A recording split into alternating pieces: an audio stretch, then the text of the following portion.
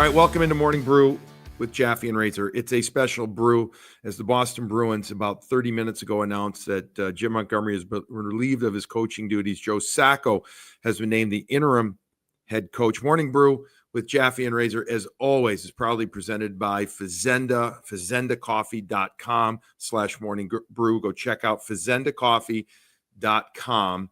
And thank you to them for being our lead in pod sponsor. Razor, let's get right to it. This is a team that struggled, understatement. While they are technically just a game under 500, the eye test, for me at least, screams much different than that. This is not an organization that can wait around, I think, for them to get going. I think they felt that they just are not anywhere near where they need to be going. Jim Montgomery relieved of his coaching duties, 4 o'clock or so Eastern time this afternoon. Do you understand the move?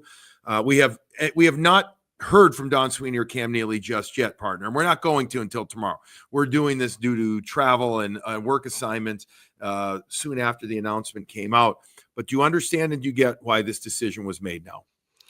Yeah, last night was bad. The Columbus game was the put them over the edge. You do that on home ice in front of your fans, in front of the entire city to see and watch when everybody's on eggshells already after the last month, especially that the team wasn't clicking. The special teams are at the bottom of the league, and that's what happens to coaches. They get fired within 3 years, especially, or unless you win Stanley Cups. Yeah. Where do you think is it possible to have a moment or two where this thing started to turn south? Is it not possible because we're not sitting in the room with the guys? You know, we've seen him on the bench.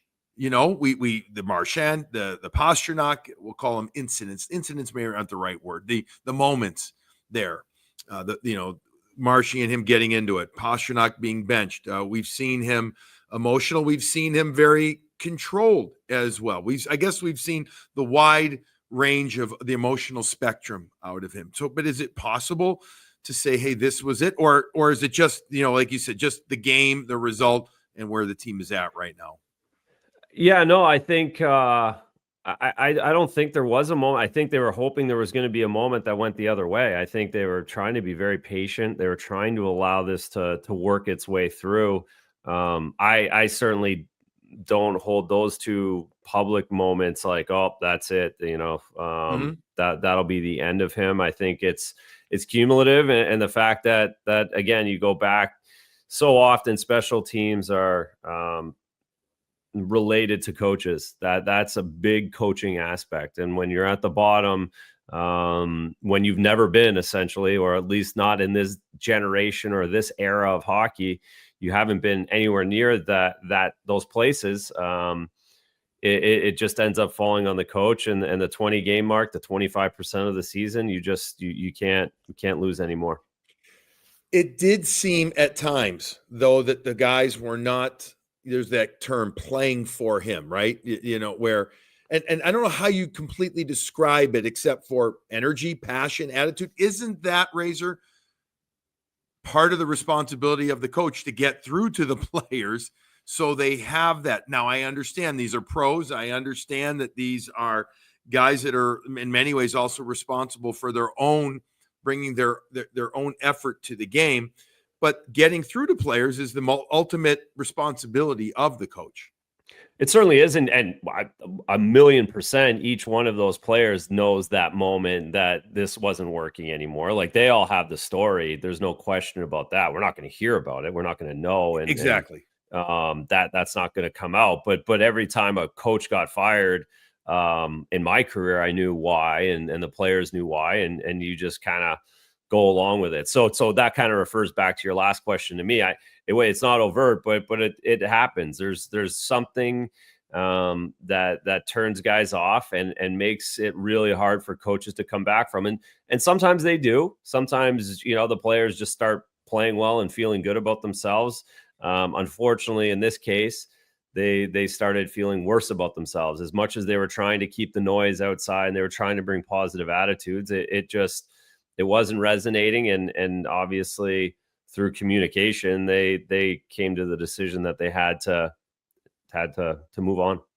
Well, the numbers aren't pretty. If you look at it, yeah, the Bruins have 19 points, and if you look at points, they're hanging on for dear life to a playoff spot. I know we don't have to talk about playoffs just yet, but it's what people understand. However, that's just points, Razor.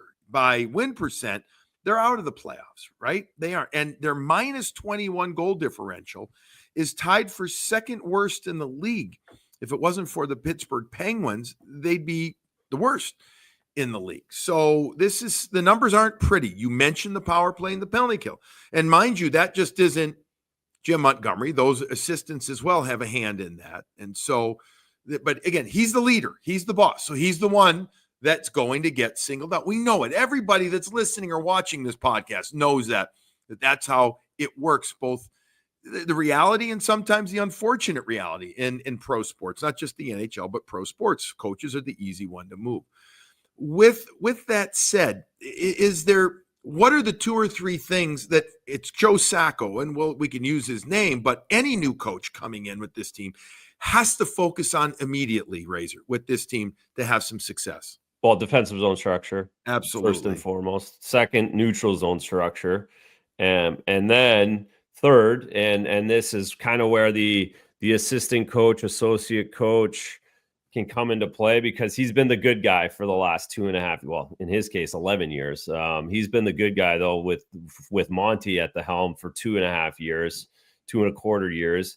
And he needs to get the guys that aren't playing good back into a positive frame of mind. So Those are the 3 tasks right out of the gates. It's all right, when I'm, back to defensive zone structure, back to neutral zone structure, and then let's have individual conversations with each of the guys, knowing exactly what's bothering them, because they went to the assistant coaches when things were bothering them.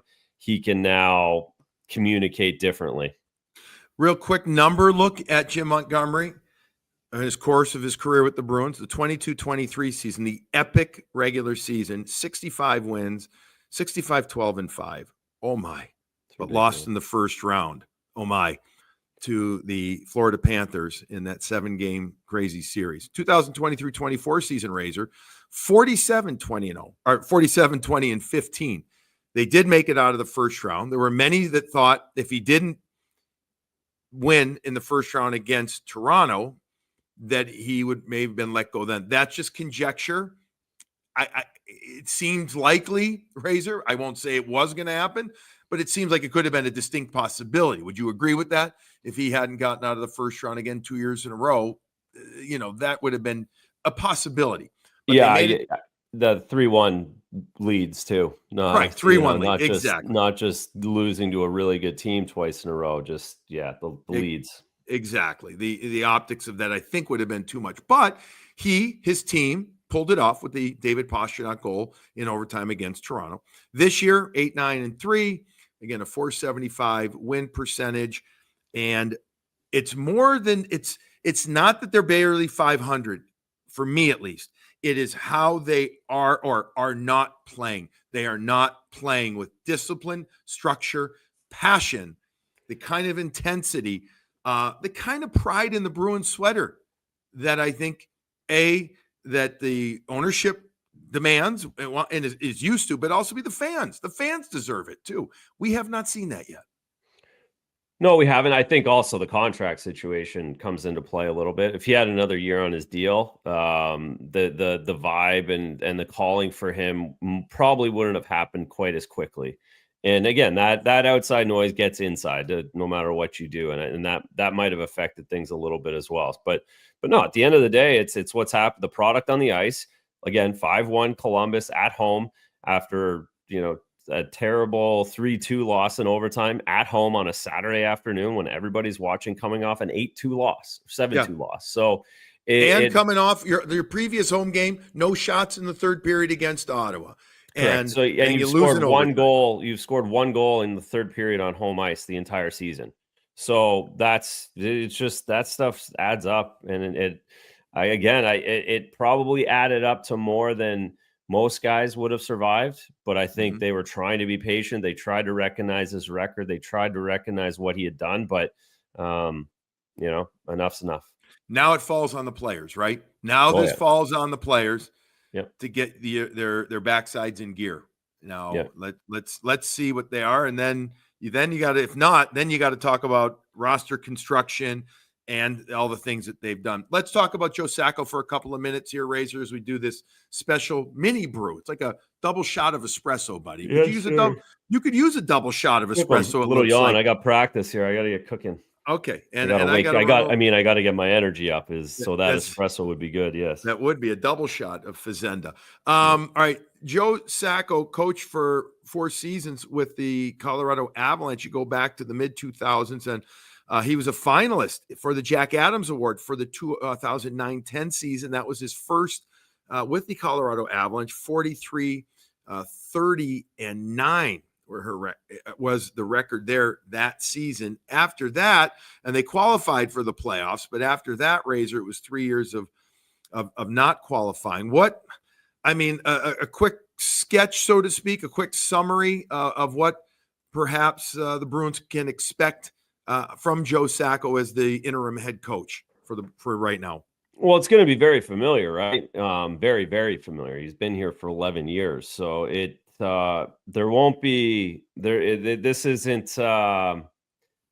bringing Mike Keenan in and overhauling the entire operation. We think we need a couple tweaks. We think we need a bit of a different voice. We think we need someone that actually knows what our structure is and what we're all about as well, though. We don't want an overhaul of this. We don't think we're that far away. And in those situations, the other thing that's interesting, just looking at this, he went from assistant coach to associate coach this year. He got his new deal this year that bumped up his title and pay, I assume, as well. So that's a little telling as well. Maybe foreshadowing, I guess, from if we were looking at it in July at this point now. But we're not. I can expect Joe to say we're not doing much different. We're just going to do it better and get back to what we've done over the years. Well, I don't have the schedule in front of me, meaning the practice schedule, but we know that they have practice on Wednesday. Again, folks, we are recording this Thursday late afternoon, right after the announcement of Jim Montgomery being relieved of his coaching duties. The Bruins have a full practice on Wednesday, game on Thursday. We'll have a skate on Friday and then head to Detroit. After that, I believe there's a couple of days in between before the next game. I don't have it in front of me. A good host would. They go Tuesday, Wednesday. So that's Sunday, right. Monday off. Right. Maybe. I don't know how it works for Thanksgiving, if that counts as their weekly day off or. No, well, it doesn't, because they have to travel.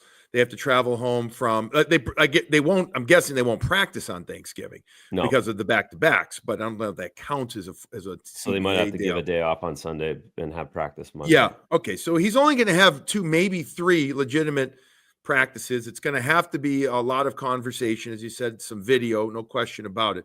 It will be hard to change the X and O, the dynamics of the X's and O's early on, but maybe he doesn't want to. That's going to be something that will be asked of him coming up that we'll have to figure out. But Joe Sacco has been with the Boston Bruins organization, by the way, Melrose, Mass. Beg your pardon. I apologize. That's no, it's Medford. I had it right. I got my M's mixed up. So anyway, Bricks Melrose. Yes, thank you. Too much. But Joe Sacco has been part of the Bruins organization, the coaching staff, since the 14-15 season. So he has been here for a long time, knows the players, both in the front office, behind the scenes, and obviously on the ice very well. That'll provide some comfort. The guys I know really respect the hell out of him. On the other hand, he's going to have to push them. He's going to have to push them to another level. All right.